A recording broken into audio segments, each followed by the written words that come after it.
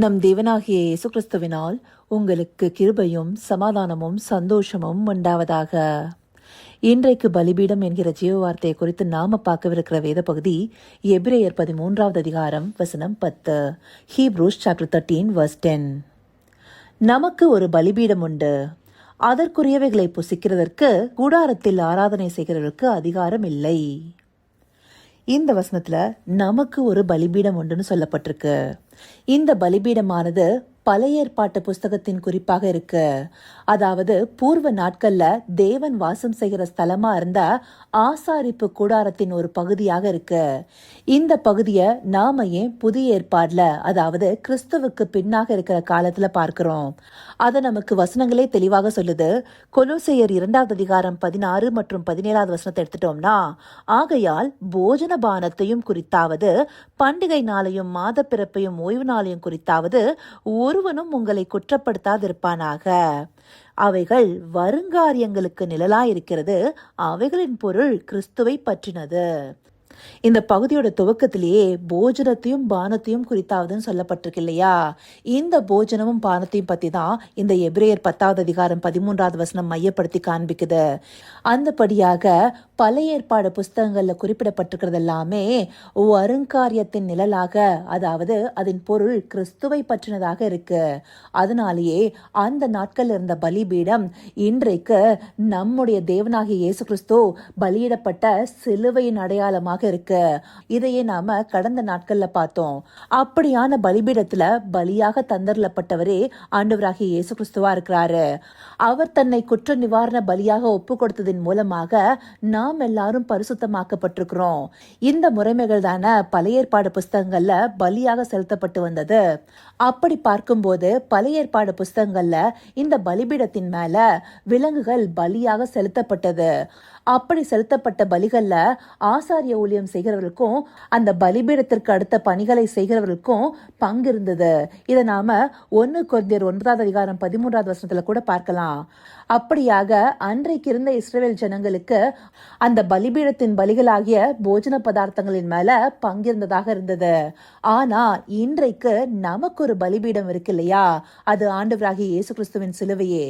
அதுல புசிக்கிறதுக்கு அந்த கூடார ஆராதனை செய்கிறவர்களுக்கு அதிகாரம் இல்லைன்னு குறிப்பிடப்பட்டிருக்கு. அன்றைக்கு தேவனால தெரிந்து கொள்ளப்பட்ட இஸ்ரவேலர்கள் மாம்சத்தின் படி ஆண்டவராகிய இயேசு கிறிஸ்துவின் இனத்தாராக இருந்தவங்க. அவங்க எல்லாருமே பழைய ஏற்பாடு புஸ்தகத்துல குறிப்பிடப்பட்டிருக்க அந்த பலிபீடத்துடைய போஜனங்கள்லயே பங்குள்ளவர்களாக இருந்தாங்க. ஆனா நம்முடைய ஆண்டவராகிய இயேசு கிறிஸ்துவனுடைய போஜனத்திற்கு பங்குள்ளவர்களான்னு கேட்டா நிச்சயமா இல்ல. அதுல பங்கு பெற அதிகாரம் உள்ளவர்களாக வேணும்னா அவங்க ஆண்டவராகிய இயேசு கிறிஸ்துவ விசுவாசிச்சு தன்னுடைய சொந்த ரட்சகராக ஏற்றுக்கொள்ளணும். அப்படி ஆகும் போதே அவங்களுக்கு இதுல பங்கு கிடைக்க முடியும். அப்படி அவங்களுக்கு கிடைக்காத ஒரு பெரிய ஸ்லாக்கியம் நமக்கு கிடைக்கப்பட்டிருக்கு. நாம ஆண்டவராகிய இயேசு கிறிஸ்துவின் சரீரத்துல பங்கடைகிறவர்களாக இருக்கிறோம்.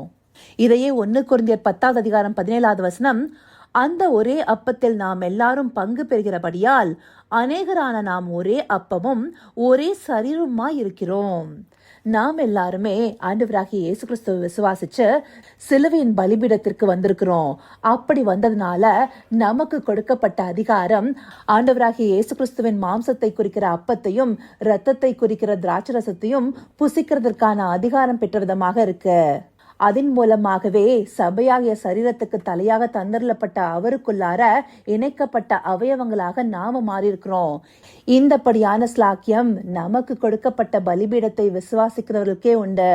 அந்த விசுவாசத்தோடு அன்றைக்கு எப்படி விலங்குகளின் ரத்தம் பலியாக வார்க்கப்பட்டு அவைகளின் மாம்சமோ பாளையத்துக்கு புறம்பே சுட்டரிக்கப்பட்டது போல ஆண்டவராகிய இயேசு கிறிஸ்துவும் நமக்காக ரத்தம் சிந்தி பாளையத்துக்கு புறம்பே பாடுபட்டார். அவரை நோக்கி நாமும் பாளையத்துக்கு புறம்பே போகணும்னு சொல்லப்பட்டிருக்கு. அதாவது அவரை நம்முடைய இருதயத்தில் விசுவாசிச்சு அவருடைய பாடுகளுக்கு பங்குள்ளவர்களாக மாறுவது.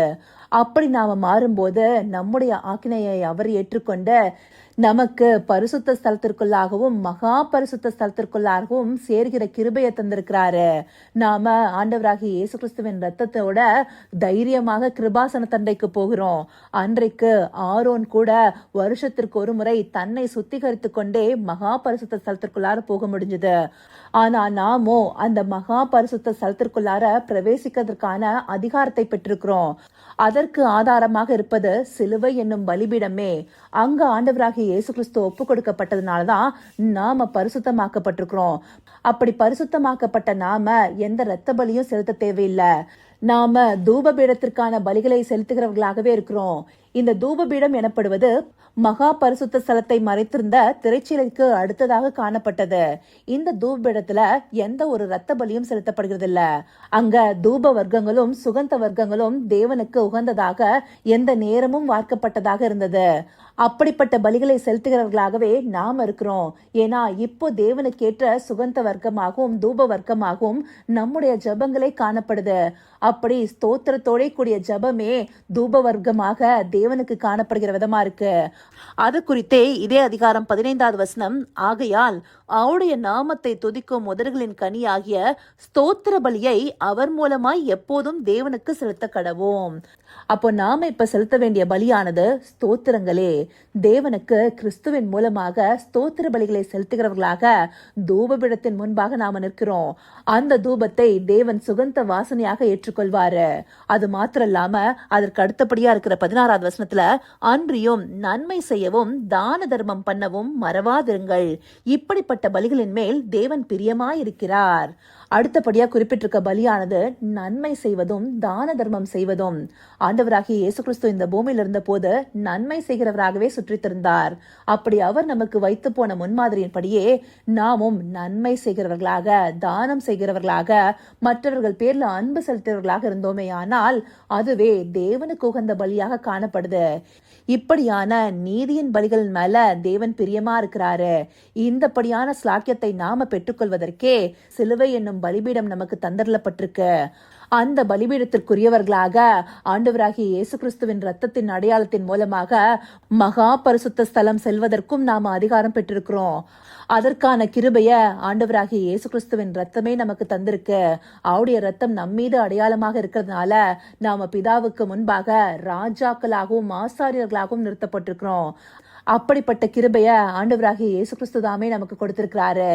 இந்தப்படியான பாக்கியத்தை நாம பெற்றிருக்கிறோங்கிறத நாம உணர்ந்திருந்தோம்னா நாம ஒரு நாளும் மறுபடியுமாக பாவத்திற்கு திரும்ப மாட்டோம்.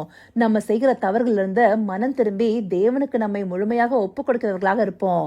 நமக்காக இவ்வளவு பெரிய காரியத்தை தேவன் செய்து முடித்திருக்கிறார்கள நாம அறிந்து கொண்டு அந்த உணர்வுள்ள இருதயத்தோடு நடந்து கொள்ளணும்.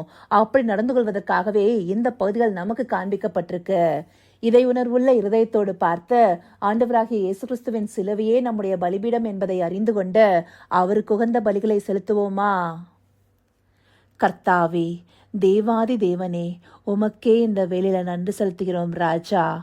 அப்பா, எங்களுக்கான பலிபீடம் சிலுவையே என்பதை அறிந்து கொண்டு எங்களுக்காக தந்தரப்பட்ட கிருபாதார பலியான கிறிஸ்துவை நோக்கி ஒவ்வொரு நாளும் ஸ்தோத்திர பலிகளையும் துதி பலிகளையும் செலுத்துபவர்களாக நாங்கள் காணப்பண்ணுங்கிறத இந்த பகுதிகள் மூலமா எங்களுக்கு காண்பிச்சிருக்கீங்க தகப்பனே. அந்தபடியாக உமக்கு உகந்த பலிகளை செலுத்தும் பிள்ளைகளாக நன்மை செய்யவும் தான தர்மம் செய்யவும் நாங்க ஒரு நாளும் மறக்கக்கூடாது தகப்பனே. ஆம் ராஜா, எங்களுக்கு முன்மாதிரியா இருந்து நீங்க வைத்து போன அடிச்சூடுகளை பின்பற்றி உம்முடைய வழிகள்ல நடக்க தேவரீர் எங்களுக்கு கிருபை பாராட்டுங்க. அப்படியே நீங்க தந்தர்ல போகிற தயவிற்காய் நன்றி.